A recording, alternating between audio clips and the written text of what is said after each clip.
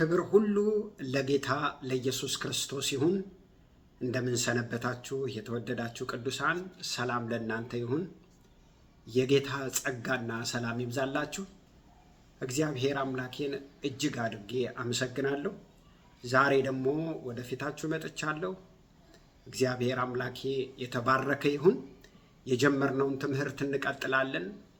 እየተማርን ያለነው ትምህርት ለእስራኤል ያለብን ዕዳ በሚል ስለ እስራኤል በጣም ጥልቅ የሆኑ ስር ሰደድ የሆኑ በደንብ መጽሐፍ ቅዱሳዊ የሆኑና ታሪካዊ የሆኑ ትምህርቶችን በጥልቀት እየተማርን ነው። እንግዲህ እስራኤል ማለት ወገኖቼ ሆይ የነገራችን ሁሉ ስር መሰረት እንደሆነች ባለፈውም በደንብ በጥልቀት ተምረናል። እስራኤልን በምናስብበት ጊዜ እስራኤል የዓለም ብርሃን ናት ብለናል። ወገኖቼ ሆይ ብርሃን ከእስራኤል ነው የፈነጠቀው። የእግዚአብሔር ክብር ቀጥታ የወረደባት ከተማ ናት። ኢየሱስ ክርስቶስ አምላክ ሰው ሆኖ በምድር ላይ ተወልዶ አድጎ ሞቶ ያረገባት ከተማ ናት። ተመልሶ መጥቶ ደግሞ ለሺህ ዓመት የሚነግስባት ከተማ ናት ብለናል። ቅዱስ ከተማ ናት። በዓለም ላይ ቅዱስ ከተማ የሚባል የለም። በዓለም ላይ ቅዱስ ከተማ የምትባለው ኢየሩሳሌም ናት። ምክንያቱም ቀጥታ የእግዚአብሔር ክብር የሰለሞን መቅደስ ላይ ወይንም ሙሴ ሰርቶ የጨረሰው ድንኳን ላይ በቀጥታ የወረደው የእግዚአብሔር ክብር ኢየሩሳሌም ላይ ነው። በተለይ ደግሞ መቅደሱ ላይ ነው። ስለዚህ ኢየሩሳሌም ቅዱስ ከተማ ናትኝ። እሱ ብቻ አይደለም። የእግዚአብሔር ቃል ኤርምያስ ምዕራፍ 3 ቁጥር 7 ላይ ኢየሩሳሌም የእግዚአብሔር የዙፋኑ መቀመጫ ናት ይላል። መዝሙረ ዳዊትም ምዕራፍ 5 ቁጥር 3 ላይ እግዚአብሔር እንዲህ ይላል ይችን ኢየሩሳሌም ናት በአሕዛብ መካከል አድርጊያታለሁ፣ በዙሪያዋ አገሮች አሉ ይላል። መዝሙር 48 ቁጥር 1 እስከ 3ም የትልቁ የእግዚአብሔር የንጉሱ ከተማ ናት ይላለኝ። ወገኖቼ ሆይ ኢየሩሳሌም ማለት የእግዚአብሔር ዙፋን ናት፣ የእግዚአብሔር ከተማ ናት ይላል። ወገኖቼ ኢየሩሳሌም ማለት ሰላም ማለት ነው። ነገር ግን በምድር ላይ በዓለም ላይ ሰላም የሌላት ከተማ ብትኖር ኢየሩሳሌም ናት። በ24 ሰዓት ውስጥ ስሟ ሳይነሳ የማታድር ኢየሩሳሌም ናት። ኢየሩሳሌም በጣም ብዙ ጠላቶች ያሏት ናት። በዓለም ሁሉ በጣም ብዙ ጠላቶች ያሏት ናት።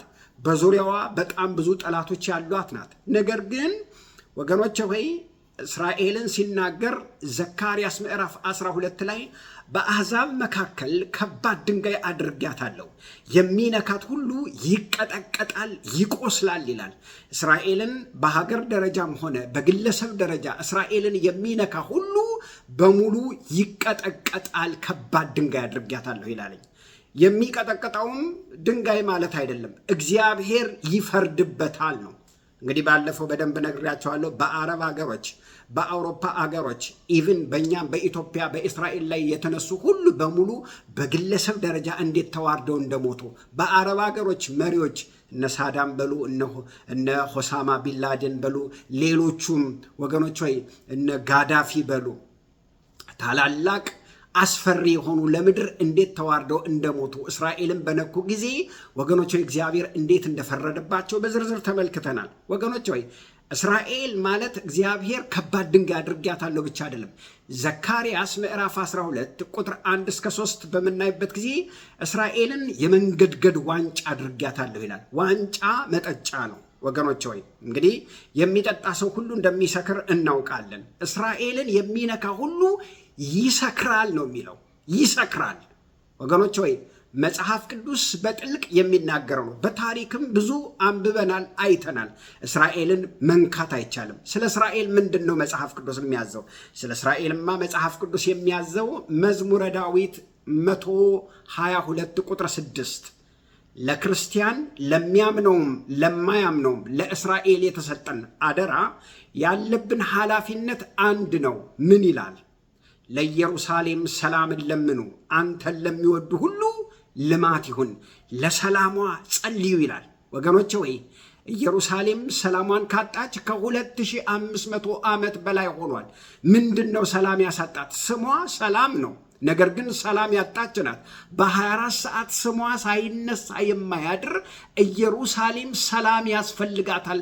የስሟ ተቃራኒ ናት። ያልገዟት፣ ያልወረሯት፣ ያላስጨነቋት፣ ያልገደሏት ሀገራት የሉም።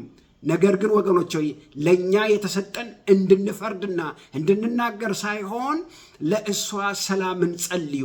ስለ ሰላሟ ስትጸልዩ ለአብርሃም እንደተናገረ የሚባርኩን እባርካለሁ፣ የሚረግሙን እረግማለሁ እንዳለ ስለ ሰላሟ ስትጸልዩ ለእናንተ ለሚወዷችሁ ሁሉ ልማት ይሆናል፣ በረከት ይሆናል ይላል። ስንባርካት በረከት ይሆናል፣ ልማት ይሆናል፣ ሰላም ይሆናል። በኃይልህ ሰላም ይሆናል፣ በጌጠኛ ቤትህ ልማት ይሆናል ይላል። ቁጥር 8 ስለ ወንድሞችህ ስለ ባሪያዎች በውስጥ ስላሉ ሁሉ ጸልይ ለምን ይላል። ስለ እስራኤል ውስጥ ስላሉ ወንድሞችህ፣ እስራኤል ውስጥ ስላሉ ወገኖችህ ስለ ልማቷ ጸልይ ይላል። ወገኖች ሆይ ለአምላካችን ቤት በመልካም ነገር እንድትታሰብ ለምን ይላል። ለእኛ የተሰጠን ስለ ልማቷ፣ ስለ በረከቷ፣ ስለ መቅደሷ፣ በውስጧ ስላሉ ህዝቦች ሁሉ ሰላምና ልምላሜ ይሁንላችሁ ብላችሁ ጸልዩ ይላል። ወገኖች ሆይ እንደዛ ነው የታዘዝነው እንጂ ከዚህ ውጪ ሌላ ነገር ብንናገር ወገኖች ሆይ ከመናገር አልፎ ብዙ ነገር ያደረጓሉ። በታሪክ ብዙ አደጋ ደርሶባቸዋል። ወገኖች ሆይ ዛሬ እስራኤል ሰላም አይደለችም።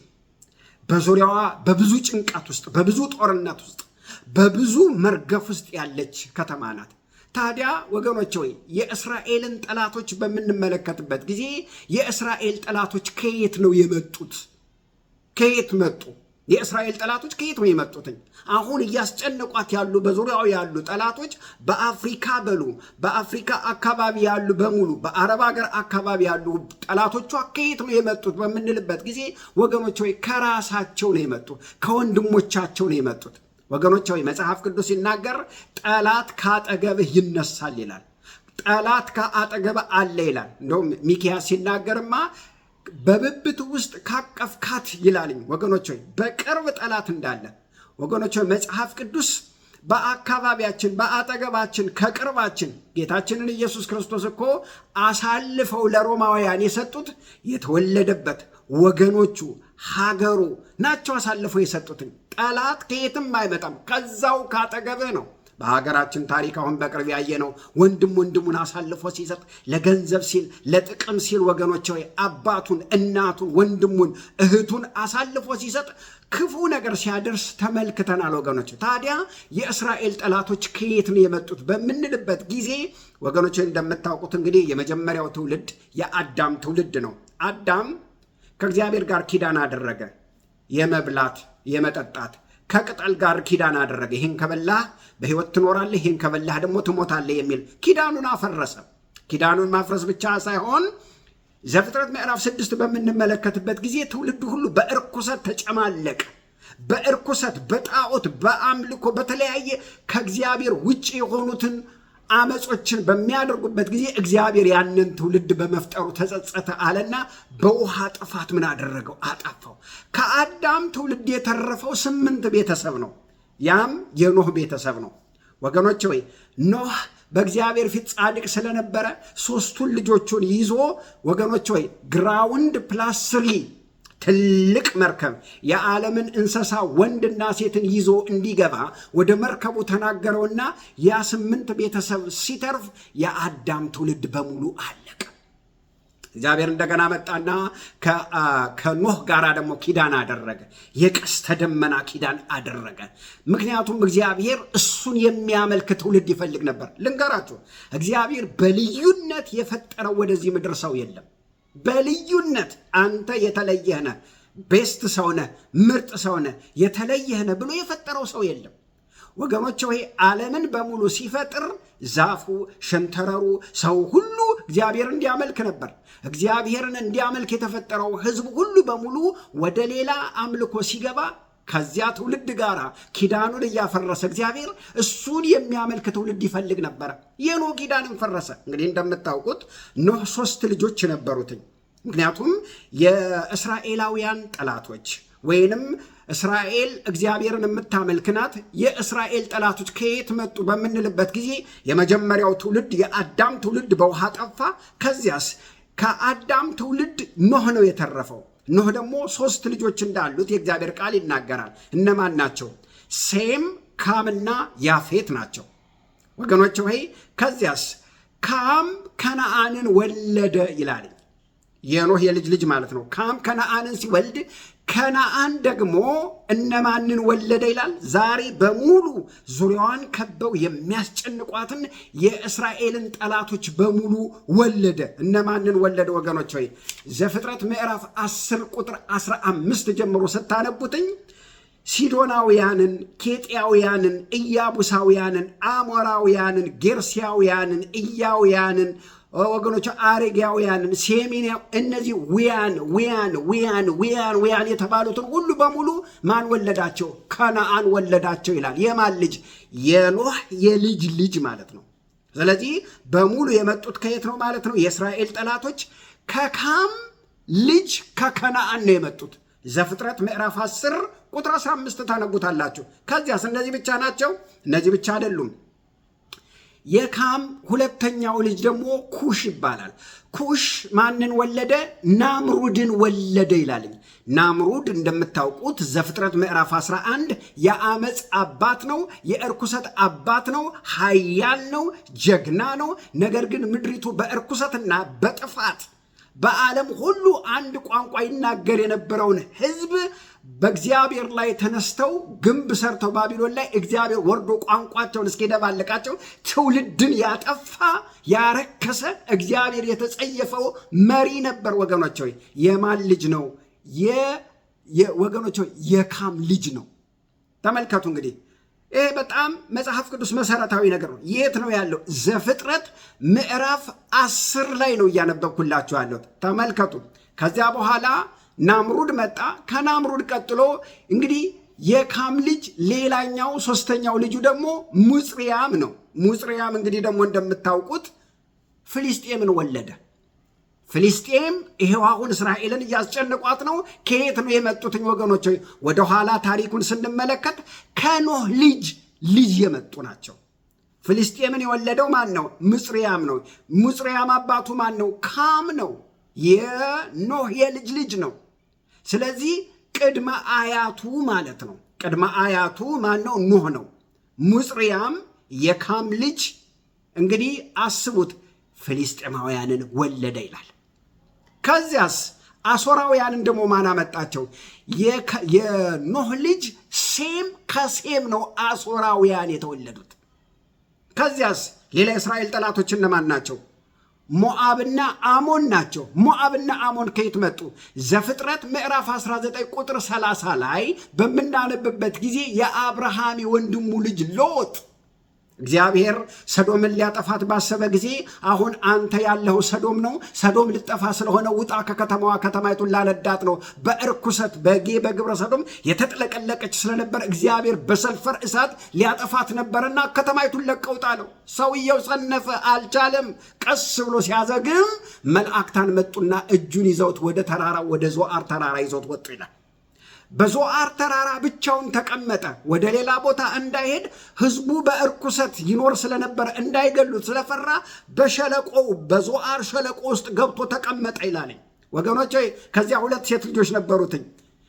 ትውልድ ሳንተካ ዘር ሳንተካ ልንሞት ነው አሉና ተራ በተራ 2 ሴቶች አባታቸውን አስክረው ከአባታቸው 2 ልጅ ወለዱ።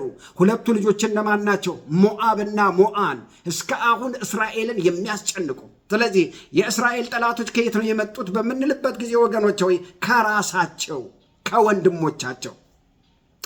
ወገኖች ሆይ ልንገራችሁ፣ እስራኤል ጠላት ያመጣቸው ከሌላ ሀገር አይደለም፣ ከሌላ ወገን አይደለም፣ ከራሳቸው ከወገናቸው ነው። ታዲያ ይሄን እንደ መንፈሳዊ ሰው በምንመለከትበት ጊዜ ተገቢውን ነገር ስናነሳ ወገኖች ሆይ የዚህ ጦርነት መነሻ አሁን እስራኤል እየተናወጠች እያለቀች እየፈረሰች እየተጨነቀች ያለችበትን ሁኔታ በምንመለከትበት ጊዜ ጦርነቱ አሁን አይደለም የጀመረው።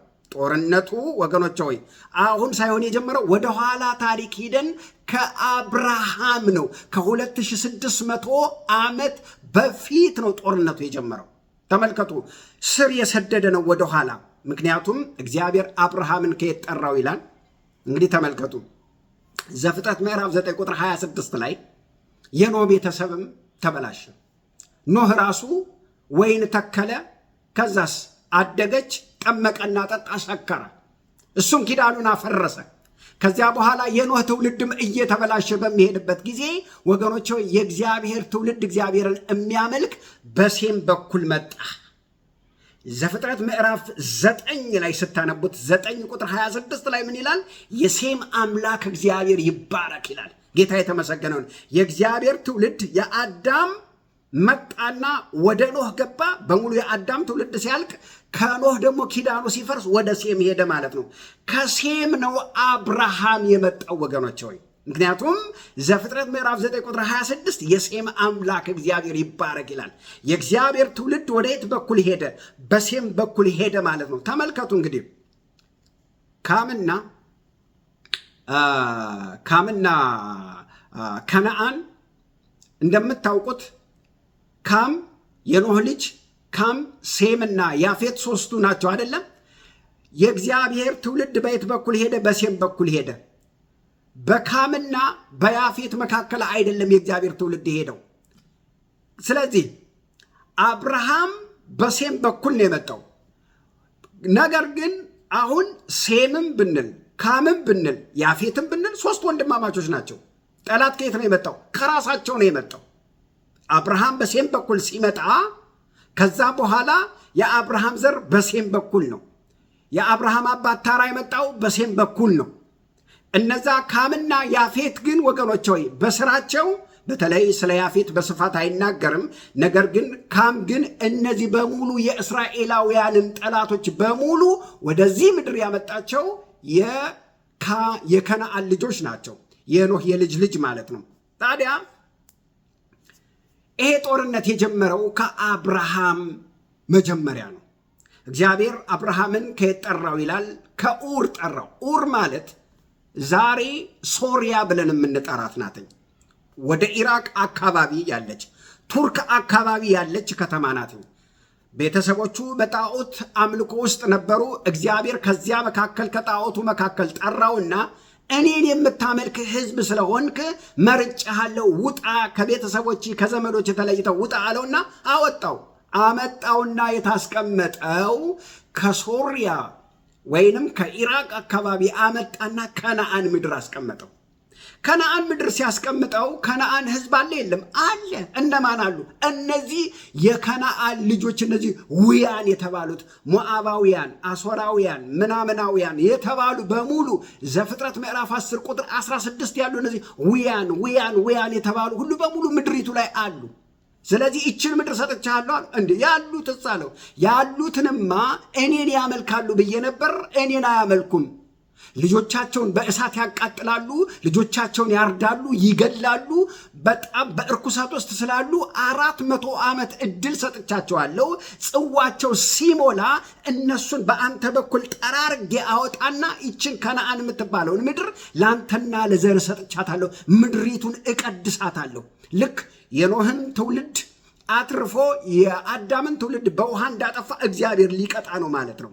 ስለዚህ 400 ዓመት እድል ሰጥቻቸዋለሁ። ጽዋቸው ሲሞላ ጠራርጌ በአንተ በኩል ነው ማስወጣቸው። በአንተ በኩል ጠራርጌ ያስወጣቸውና ይችን ምድር ለአንተና ለዘርህ እሰጣለሁ አለው። ወገኖች ሆይ ስለዚህ አብርሃም መጥቶ ከነአን ተቀመጠና በዙሪያው በጣም ብዙ ጠላቶች አሉ። ቤት አልሰራም፣ በድንኳን ነው ይኖር የነበረው። ስለዚህ የእግዚአብሔር ትውልድ ከሴም ወደ አብርሃም መጣና አብርሃም አንድ ብሎ ጀመረ። የመጀመሪያው አማኝ አብርሃም ነው። የመጀመሪያው ወንጌል ሰባኪ እግዚአብሔር ነው። የመጀመሪያው አማኝ በዓለም ላይ ማን ነበር ማለት ነው? አብርሃም ነበር። ለዚህ ነው ገላትያ ምዕራፍ 3 ላይ ሲናገር አስቀድሞ ለአብርሃም ወንጌልን ሰበከለት ይላል። ከዚያስ እኛ ደግሞ በእርሱ በኩል ምን አለን? ዳንን ይላል። ስለዚህ አብርሃም ይስሐቅን ወለደ። ይስሐቅ ደግሞ ያዕቆብን ወለደ። ያዕቆብ 12ቱን የእስራኤልን ነገዶችን ወለደ። እንደምታውቁት ይኖሩ የነበረው ከነአን ነው። ከዛ በኋላ 10 ወንድሞቹ ዮሴፍን ህልም ስላለመ ጠሉት ማለት ነው። ልክ ሲጠሉት የሆነው ነገር ምንድን ነው ወገኖች? ሲጠሉት አንስተው ጉድጓድ ውስጥ ጣሉት። ከዛ በኋላ አወጡና ደግሞ እንደገና ወደ የት ሸጡት? ወደ ግብፅ ሸጡት። ስለዚህ ረሃብ በሆነ ጊዜ አላወቁም። ተነስተው ምግብ ለማምጣት ወደ ግብፅ ሲሄዱ ማንን አገኙት? ዮሴፍን አገኙት። ዮሴፍን በሚያገኙት ጊዜ ወገኖች ሆይ ተዋወቁ። ከብዙ ጭቅጭቅ በኋላ ዮሴፍ አውቋቸዋል። ከብዙ ንግግር በኋላ አወቁት። ከዛ በኋላ ለኑሯቸው ሲሉ 70 ሆነው ከከነአን ተነስተው ግብፅ ገቡ ማለት ነው። ተመልከቱ እንግዲህ እንዴት እንደሆነ ታሪኩን ነው እየነገርኳቸው። ግብፅ ገቡ። ከዛ በኋላ 653,000 ህዝብ ሆኑ ይላል ዘጸአት ምዕራፍ 1 በምናነብበት ጊዜ በዙ ማለት ነው እስራኤላውያን። ከስንት ከአብርሃም ጀምሮ ይስሐቅ፣ ያዕቆብ፣ ከዚያ በዮሴፍ በኩል 70 ሁነው ገቡ። ከዛ እየበዙ ሄዱ። 653,000 ህዝብ ሆኑ፣ ሴቱና ህፃናቱ ሳይቆጠር ማለት ነው። በዚህ መካከል የእግዚአብሔርንም የዮሴፍንም ታሪክ የማያውቅ ሌላ ንጉሥ ሲነሳ ባርነት ውስጥ ጣላቸው እስራኤላውያንን። ጮሁ ወደ እግዚአብሔር፣ አትሰማንም ወይ አትመለከተንም ወይ ሲሉ እግዚአብሔር ሙሴን እንዲወለድ አደረገ። በሙሴ በኩል ተነስተው ከነአን እንዲገቡ እንደገና ወደ ምድራቸው እግዚአብሔር ወደ ተናገራቸው ወደ አብርሃም ወደ ተናገረው ዘፍጥረት 15 ላይ ነው ወደ ተስፋይቱ ምድር ወደ ከነአን ትገባለህ ብሎት ነበረ። ስለዚህ ተነስተው ወደ ተስፋይቱ ምድር መጀመሪያ ከነአን ነበሩ። ከነአን የነሱ ነበረች። በዚያ በረሃቡ ምክንያት ግብፅ ገቡ። ተመልሰው አሁን ወደ ከነአን ሊመጡ ነው ማለት ነው። ተመልከቱ። ስለዚህ ተመልሰው ሊመጡ ሲሉ መንገድ ላይ አመፁ። 40 ዓመት ፈጀባቸው። ከ40 ዓመት በኋላ የመጀመሪያው ትውልድ ምድረ በዳ ላይ ስላመፀ አለቀ። 2 ሰው ብቻ ነው የቀረው፣ ኢያሱና ካሌብ ብቻ። ከ600,000 ህዝብ 2 ሰው ብቻ። ከዛ በኋላ እነሱ የወለዶቻቸው ልጆቻቸው ግን እንደዚሁ ከ653,000 በላይ ሆነው ወደ ተስፋይቱ ምድር ገቡ።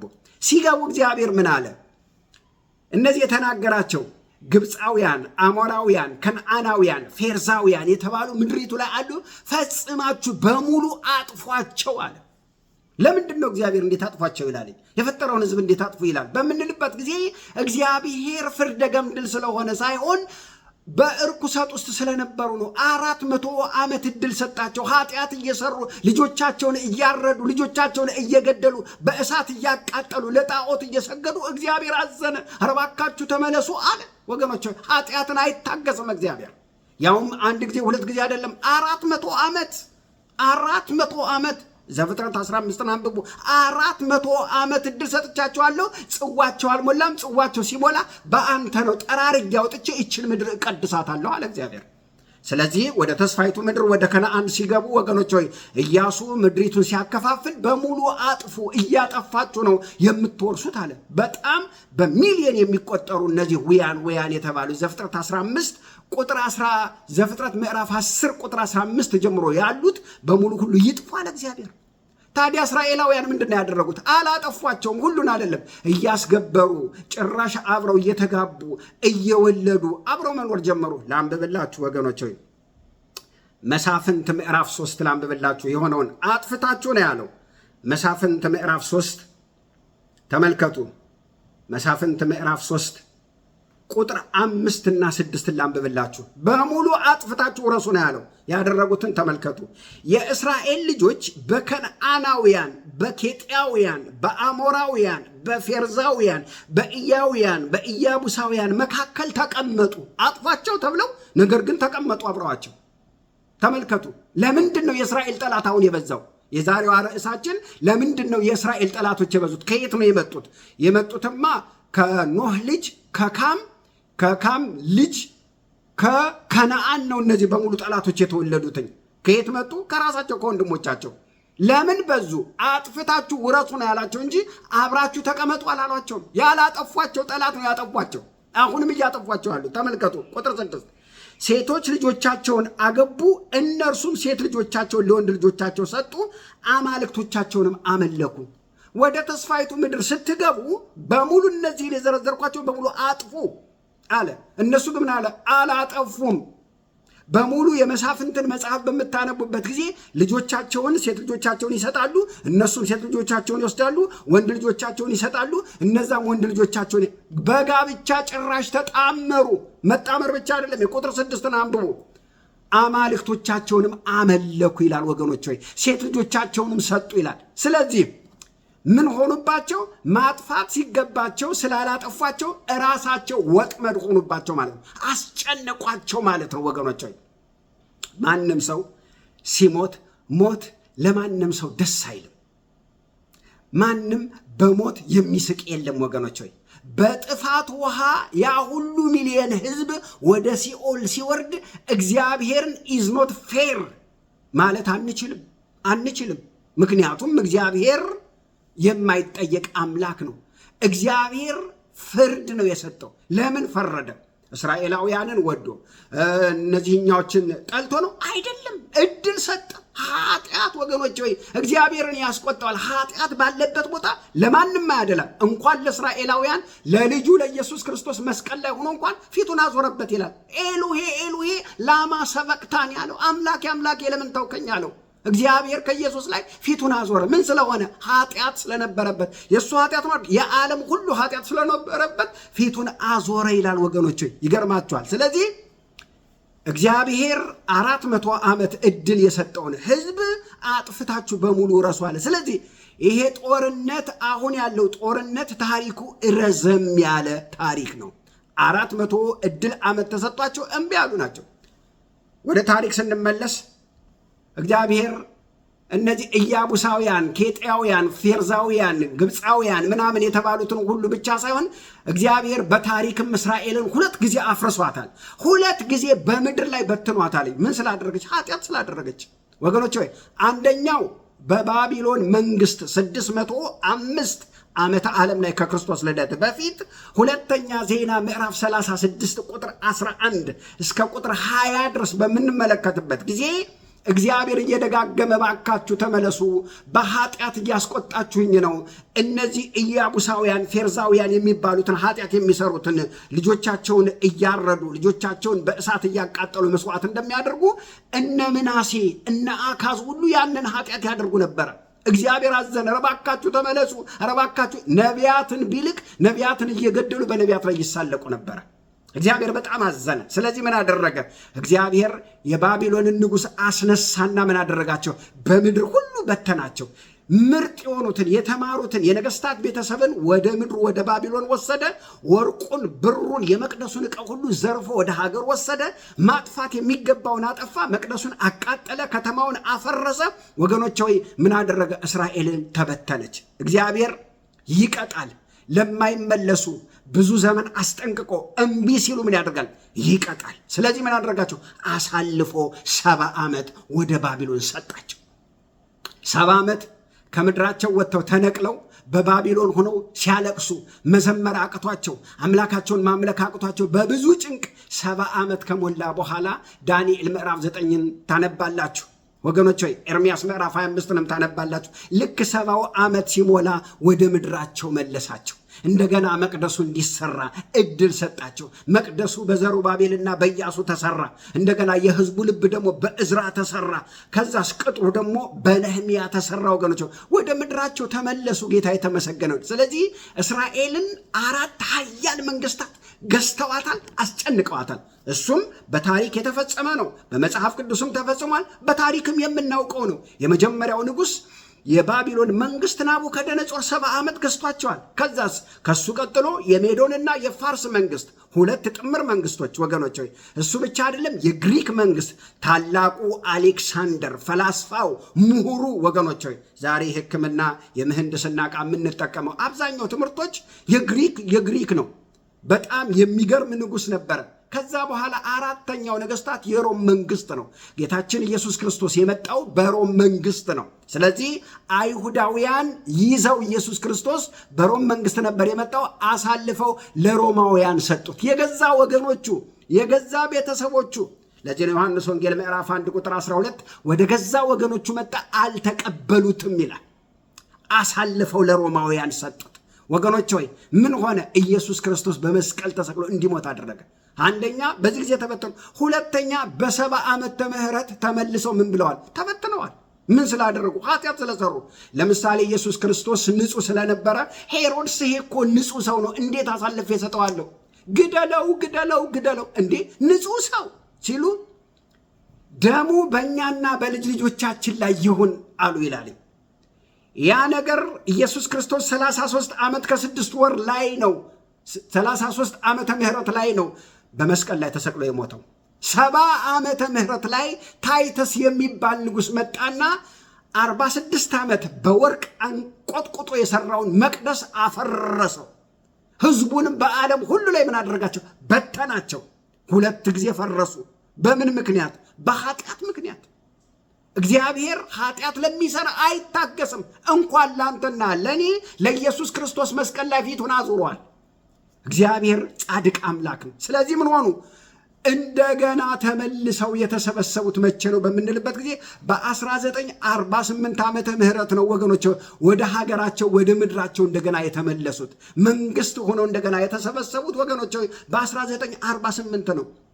እንግዲህ ከባቢሎን መንግስት ስንጀምር ኦልሞስት ከ2500 ዓመት በኋላ ነው እስራኤል የራሷን ቋንቋ ዕብራይስጥ እየተናገረች ከኢትዮጵያ፣ ከአረብ ሀገር፣ ከሱዳን ወገኖች ሆይ ኢሳይያስም ኤርሚያስም ይናገራል። ከዓለማት ሁሉ ተሰብስበው ኤርትራ ያሉ ትግርኛ እየተናገሩ፣ ጎንደር ያሉ ደግሞ አማርኛ እየተናገሩ፣ ሱዳን ሀገር ያሉ አረበኛ እየተናገሩ በሙሉ እስራኤል ተሰብስበው 100 የሚሆኑ ቋንቋዎች ከ80 አገሮች ተሰብስበው የእስራኤል መንግስት እንደገና ተመሰረተች።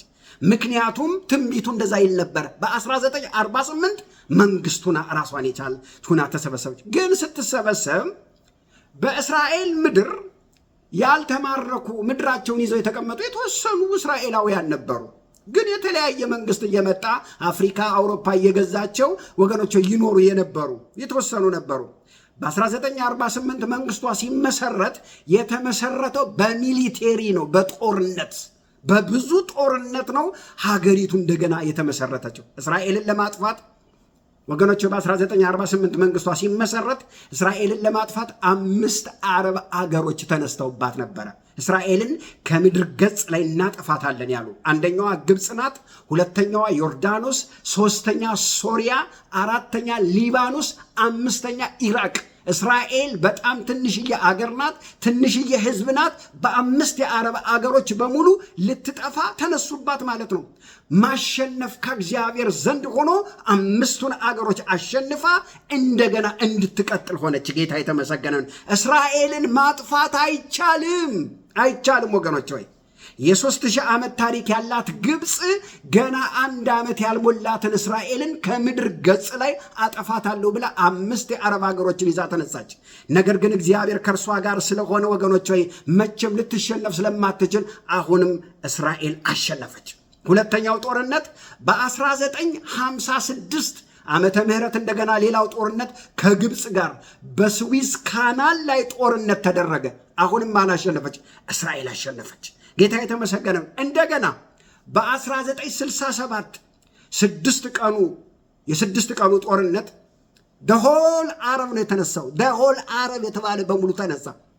በዚህ ጊዜ የታሪክ ጸሐፊዎች እንደሚናገሩ ሂስቶሪካል ባክግራውንድ እንደሚናገር መላእክታን ወርደው ተዋግተዋል ነው የሚሉት ወገኖች ሆይ። ለእስራኤል መላእክታን መዋጋቱ ይሄ የመጀመሪያው አይደለም ወገኖች። እንደምታውቁት መጽሐፍ ቅዱስ ሲናገር ሰናክሪም የተባለው ንጉሥ በእስራኤል ላይ ተነስቶ ሲዘባበት በአንድ ሌሊት አንድ መልአክ ወርዶ ወገኖች ሆይ ያንን ሰራዊት ሁሉ እንደጨፈጨፈ የእግዚአብሔር ቃል ይናገራል። በ1973 የኮፖል ጦርነት እንደገና ተካሄደ። አሁንም እስራኤል ምን አደረገች? አሸነፈች። ምክንያቱም ሁልጊዜ እስራኤል እንደ ወራሪ ስለምትታይ በአካባቢ ያሉ አገሮች እንድጠፋ ይፈልጉ ነበረ። በእስራኤል ላይ የማይነሱ የሉም። ዛሬም ልንገራችሁ፣ የእግዚአብሔር አጀንዳ፣ የእግዚአብሔር ፕላን፣ የእግዚአብሔር እቅድ ያለባችሁ ሰዎች ወገኖች፣ ጠላት በእናንተ ላይ ይነሳል። ነገር ግን ዛሬም ድል የናንተ ነው። ዛሬም ማሸነፍ የናንተ ነው ወገኖች። ስለዚህ በዙሪያው ያሉ አገሮች ከልጅነታቸው ጀምሮ እስራኤልን እንደ ጠላት እንደ እባብ ነበር ይቆጥሯት የነበረው። እንደ እባብ ቢቻላቸው ዓለምን ሁሉ እያሳመኑ በዙሪያው ያሉ አገሮችን ሁሉ እያሳመኑ እስራኤል ምን አይነት ክፉ እንደሆነች ፕሮፓጋንዳ ይዘሩ ነበር። ነገር ግን ወገኖች አሁንም ይሰራል። ነገር ግን አምላኳ እግዚአብሔር ከእርሷ ጋር ነው። ጌታ የተመሰገነውን ኪዳኑን የሚጠብቅ አምላክ ነው። ሌላው ልንገራችሁ፣ የውጭ ዓለም እስራኤልን የሚያየው በእግዚአብሔር አንግል አይደለም፣ ከፖለቲካ አንግል ነው የሚያየው። ተመልከቱ፣ የውጭ ሀገራት በሙሉ እስራኤልን ሲመለከቱ ከፖለቲካ አንግል ነው እንጂ ከእግዚአብሔር አንግል አይመለከቷትም። ምክንያቱም እስራኤልን የሚደግፉ ወገኖች አሜሪካኖችና አውሮፓውያን ብቻ ናቸው። ለምንድን ነው እንደዛ የሆነው? የአረብ ሀገሮች፣ የአፍሪካ ሀገሮች ለነጮች ካላቸው ጥላቻ የተነሳ ሀብታም ሀገሮች እስራኤልን ስለሚደግፏትኝ እስራኤልን የመቃወም ተንዴንሲያቸው ከፍተኛ ነው ወገኖች፣ ይቃወሟታል። ከዚህ የተነሳ አሜሪካንን መቃወም ፊልስጤምን እንደመደገፍ ስለሆነ ልክ አሜሪካንን ተቃውመው ፊልስጤምን የመደገፍ ከፍተኛ ሁኔታ ይታይባቸዋል። ምክንያቱም አሜሪካውያን በጣም ብዙ ሰፖርት ያደርጓታል እስራኤልን። ለምንድን ነው? አሜሪካውያን እንግዲህ በብዛት አይሁዳውያን ሀብታምና ባለስልጣኖች ከፍተኛ ስፍራውን የያዙት በአሜሪካ አይሁዳውያን ናቸው። እነዚህ አይሁዳውያን አሜሪካውያኖች ከእስራኤል ጋር አብረው ስለሆኑ በዚህ ምክንያት ጎራ እየተፈጠረ መጣ። በአሜሪካን መንግስት ላይ ጫና ያደርጋሉ፣ ህዝባቸው እንዳይጠፋ ወገኖች፣ ህዝባቸው እንዳይጨነቅ ምን ያደርጋሉ? በአሜሪካ መንግስት ላይ ከፍተኛ ጫና ያደርጋሉ። አሜሪካ እጇን ሰጥታ እስራኤልን ትደግፋለች። ወገኖች አሁን እየደገፈቻት ነው። ወደፊት ግን እንደምትተዋት ትንቢት አለ። እስራኤል ብቻዋን ትቀራለች፣ ብቻዋን ትቀራለች። ብቻዋን ብትቀርም ግን እግዚአብሔር ከእርሷ ጋር ነው። ወገኖች ልንገራችሁ፣ አሁን ያለው ፍጥጫ፣ አሁን ያለው ጦርነት፣ አሁን ያለው ጭንቀት ወደየት ነው እየሄደ ካላችሁኝ፣ ወደ ሶስተኛው የዓለም ጦርነት እየሄደ ነው የሚያመራ፣ ወደ ሶስተኛው የዓለም ጦርነት። ለምን? ጎራ የመፍጠር ነገር፣ ግሩፕ የመፍጠር ነገር ይታያል። በተለይ ደግሞ የፕሮፓጋንዳው የሚዲያው ዘመቻ በጣም ይጮሃል። ያልተደረገ ነገር፣ ያልተፈጠረ ነገር በጣም አጋን ነው ስለሚያቀርቡ ሚዲያው በኃይል ይጮሃል። በስራ የማይታይ በሚዲያ ብቻ ጎልቶ የሚታይ ለቢዝነሱ ሲሉ ወገኖች ለራሳቸው ጥቅም ሲሉ የሚያጮሁ አሉ። ሚዲያውን ያጮታል። በዛ ላይ ለሁለት ትልልቅ ሃይማኖቶች የችግር መነሻ ናት ኢየሩሳሌም። አንደኛው የአይሁድ፣ ሁለተኛው የሙስሊም። የኔ ናት የኔ ናት የኔ ናት የሚሉ ወገኖች ሆይ ከፍተኛ ጦርነት ነው። የአይሁድ መቅደስ እዛ አለ፣ የአረቦች መስጊድ እዛ አለ። ስለዚህ ግማሹ ለሃይማኖቱ የሚዋጋ ነው፣ ግማሹ ከታሪካዊ አመጣጡ የተነሳ የሚዋጋ ነው፣ ግማሹ ደግሞ እስራኤልን ከመደገፍ ምን የሚያደርገው የሚዋጋ ነው። ስለዚህ ከአረብ ሀገሮች አቅጣጫ ሆኖ የሚዋጉ ኢየሩሳሌም ብጠፋልን እኮ ቅዱሱ መቅደስ መስጊዱ እዛ ይሆናል፣ ምስኪን አረቦች ደግሞ በሰላም ይኖራሉ ከሚል አስተሳሰብ አረቦች እስራኤልን ለማጥፋት ዓላማቸው በሙሉ ይህን ነው የሚናገሩት። በፓርላማቸው፣ በዓለም መንግስታት፣ በተባበሩ መንግስታት መጥፋት አለባት ነው የሚሉት። ነገር ግን ማጥፋት አይቻልም። የሰራዊት ጌታ እግዚአብሔር ከእርሷ ጋር ነው። ለምን?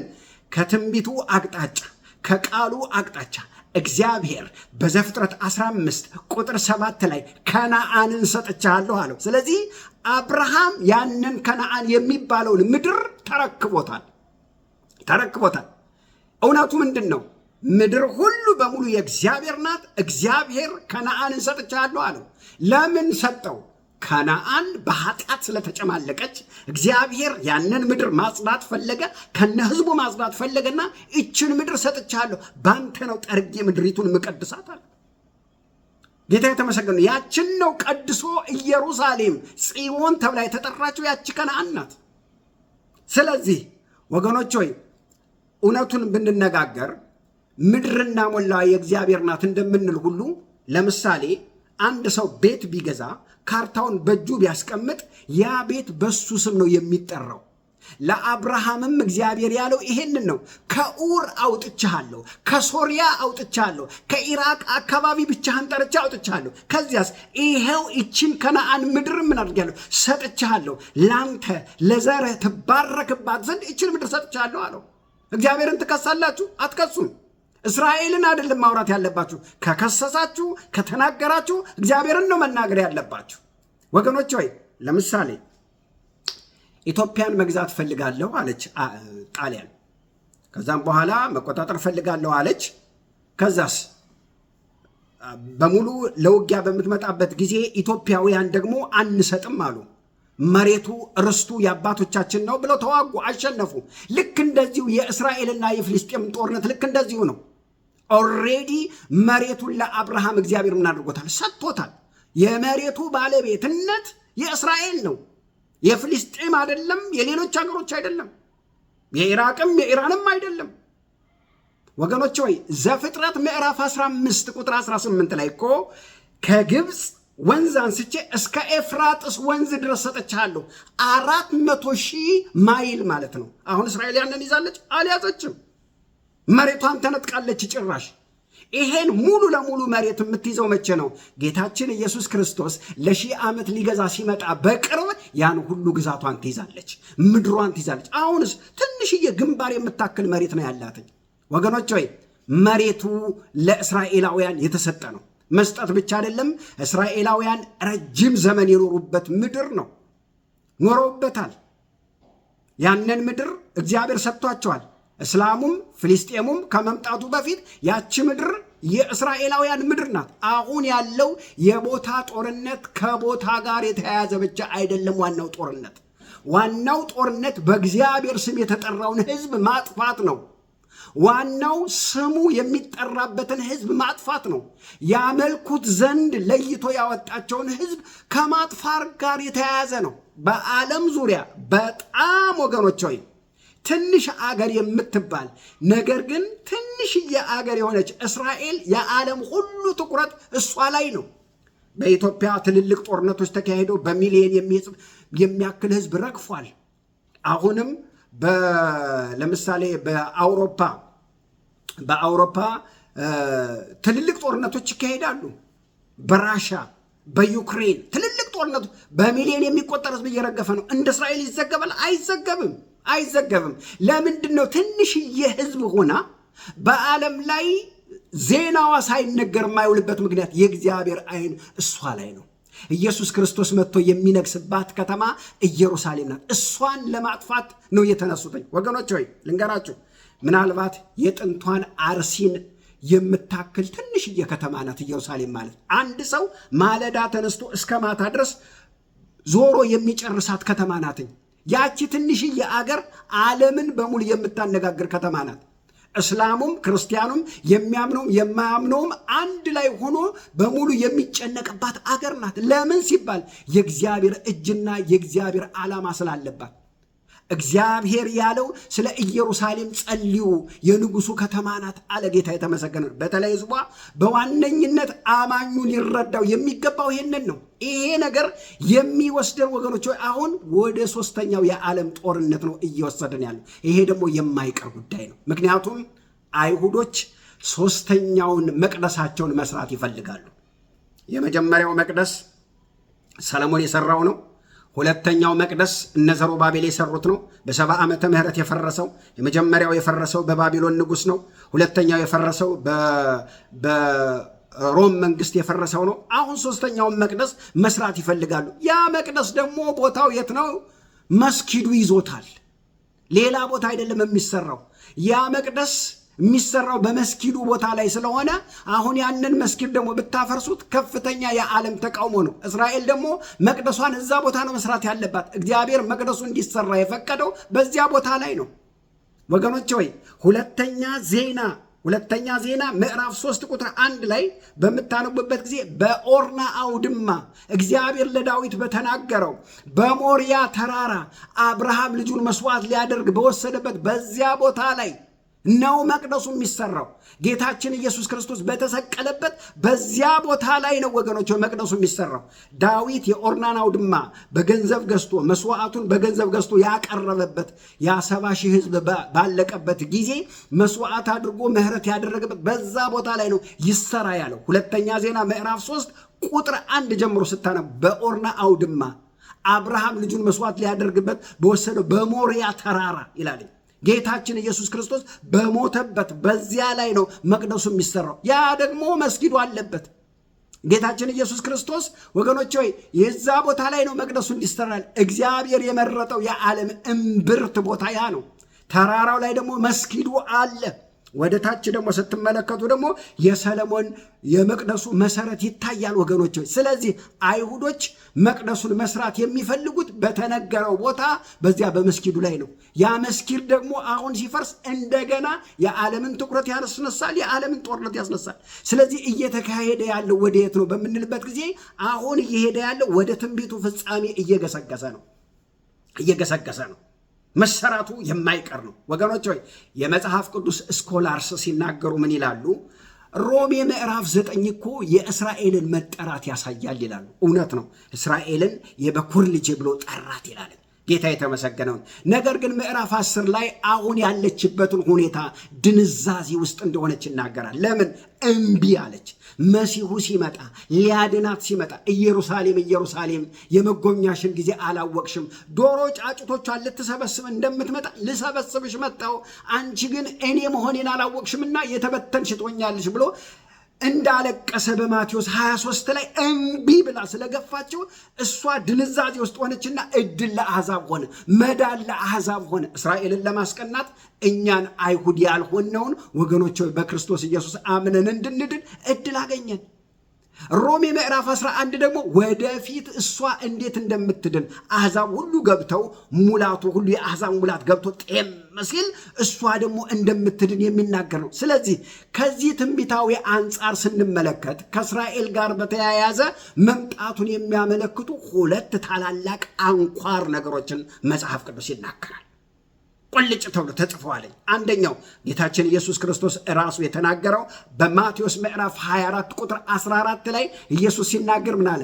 በዓለም ላይ ብዙ መከራና ቀውስ፣ የመሬት መናወጥ፣ ረሃብ፣ ቸነፈር፣ መንግስት ከመንግስት ጋር፣ ህዝብ ከህዝብ ጋር የመሬት መንቀጥቀጥ፣ ከባባድ ታላላቅ ሸክ የሚያደርግ ዓለምን የሚያናውጥ እሱ ከመጣ በኋላ አሁን ያለንበት ማለት ነው። እሱ ከመጣ በኋላ ይሄ የመጀመሪያው የምጣር ነው አለ። ነገር ግን አለ ለህዝቡ ሁሉ ምስክር እንዲሆን የመንግስቱ ወንጌል በዓለም ሁሉ ይሰበካል።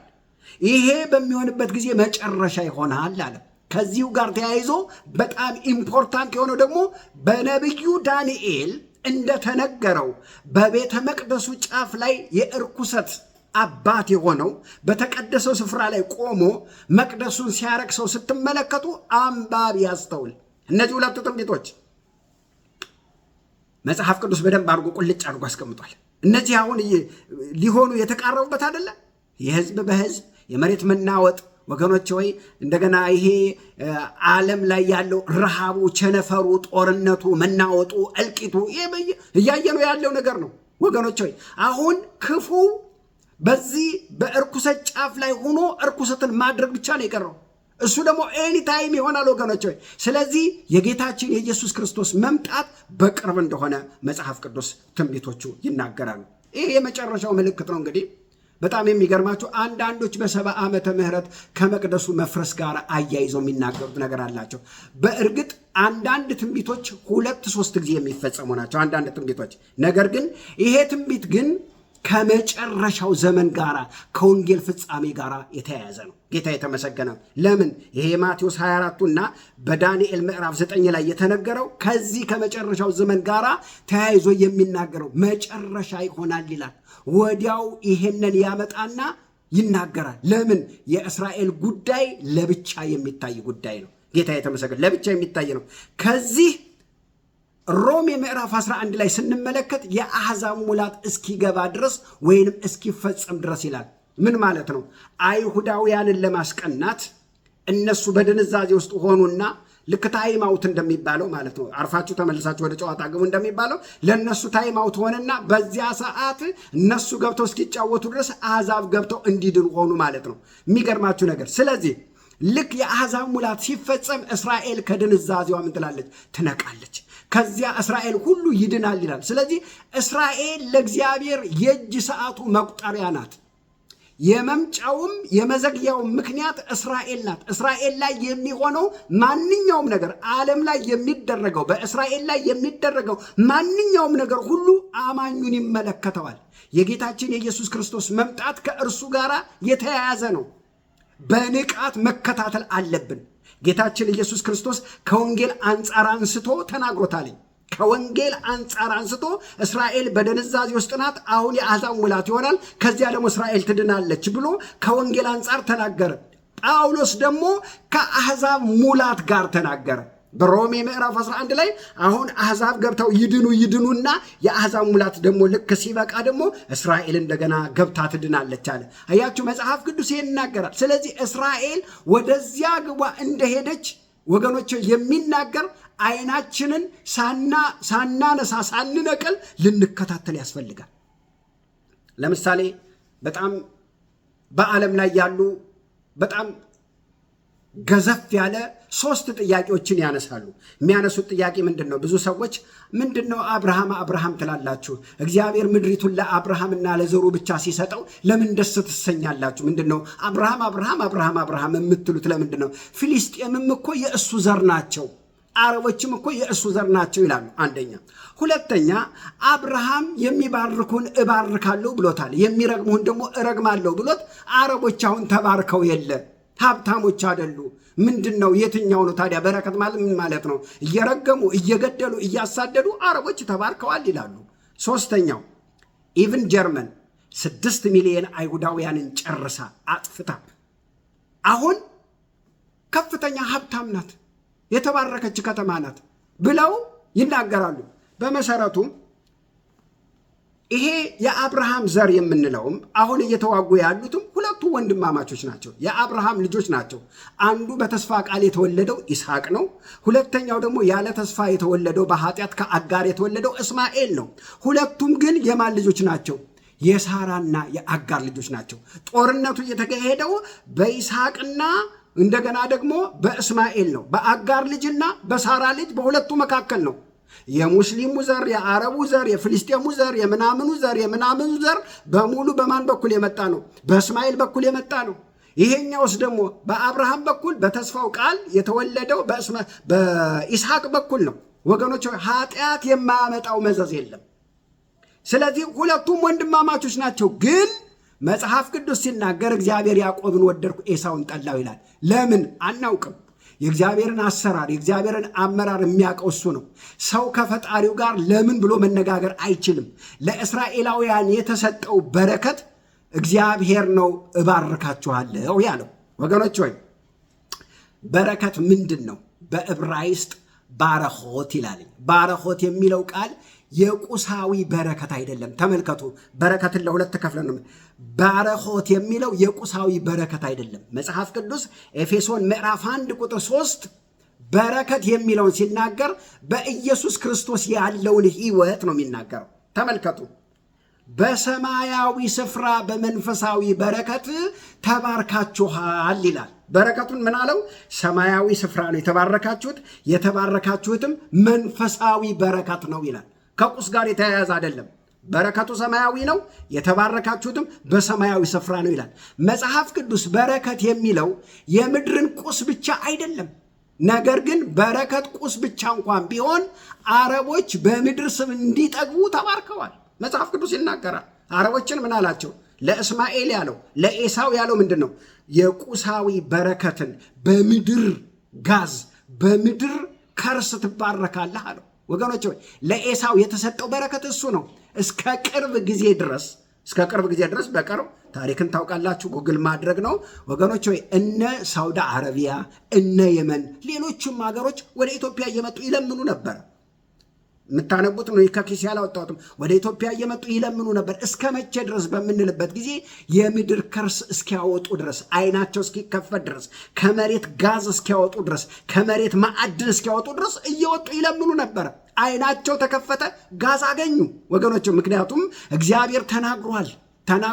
አሁን የመባረካቸው ምክንያት እግዚአብሔር እንደተናገረው በምድር ስብ ትባረካለህ። ስብ ማለት ከምድር የሚወጣ በረከት ማለት ነው። ስለዚህ ሰማያዊ በረከት አለ፣ ምድራዊ በረከት አለ። እነዚህ አረብ ሀገሮች የተባረኩት ምድራዊ በረከት ነው፣ ተናግሯቸዋል። ከምድር ስብ ትባረካለህ ብሎታል። እውነተኛ በረከት ይሄ አይደለም።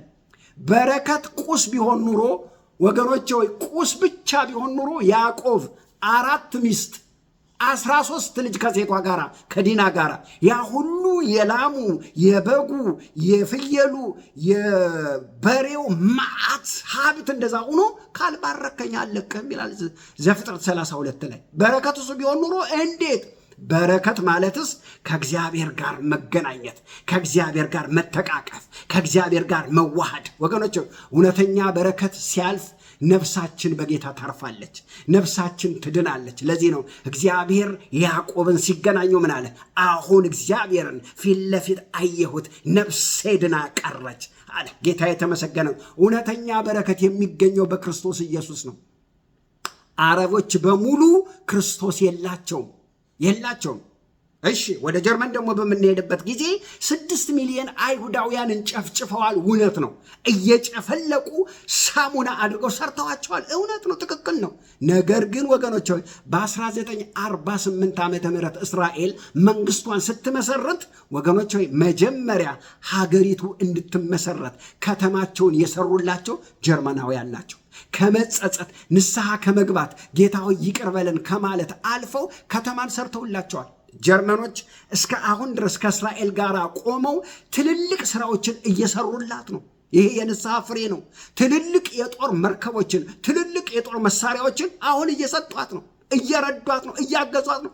ይሄ ወገኖች ሆይ የንስሐ ፍሬ ነው። አሁን የሚሰሩት ወገኖች ሆይ ጀርመን ለእስራኤል ትልልቅ ነገሮችን፣ ይሄ እኮ የንስሐ ፍሬ ነው። እንደገና ወደ ትውልዱ በምንመለከትበት ጊዜ አሁን ያሉት የጀርመን ወጣቶችን በምትመለከቱበት ጊዜ በከፍተኛ ዲፕሬሽን ውስጥ፣ በከፍተኛ እርኩሰት ውስጥ፣ በከፍተኛ ውድቀት ውስጥ ነው ያሉ ወጣቶች። ወገኖች ሆይ አሁን በቅርብ እንኳን 1 ሚሊየን አረቦችን ነው ወደ ምድሯ የተቀበለችው። አሁን ከጀርመን ሕዝብ ይልቅ ከጀርመን ዜጋ ይልቅ ምድሪቱ ላይ አረቦች በጣም እየበዙ ነው። ወዴት እያመራች ነው የሚለውን ልንመለከት እንችላለን። ወደፊት የሚሆነው ጥሩ ነገር አይደለም። አረቦች ሀገሪቱን እየተቆጣጠሯት ነው።